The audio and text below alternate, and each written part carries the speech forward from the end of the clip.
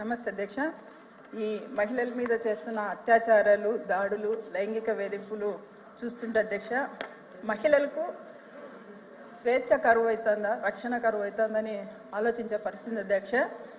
అయితే అధ్యక్ష, వచ్చే కాలానికి కానీ స్వేచ్ఛగా తిరిగే పరిస్థితి కూడా లేదు అధ్యక్ష మహిళలు.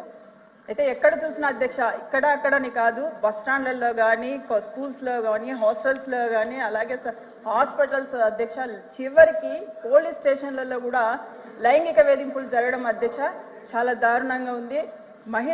మహిళలను రక్షించే బాధ్యత ప్రభుత్వం మీద ఎక్కువగా ఉంటుంది, అందరి బాధ్యత అని కూడా తెలియజేస్తున్నాను అధ్యక్ష. ఇక్కడ నా క్వశ్చన్ ఒకటే అధ్యక్ష, దిశ యాప్ను శక్తి యాప్గా తీసుకురావడం జరిగింది అధ్యక్ష. దిశ యాప్ లాగే శక్తి యాప్ కూడా పనిచేస్తుందా? అలాగే మహిళలకు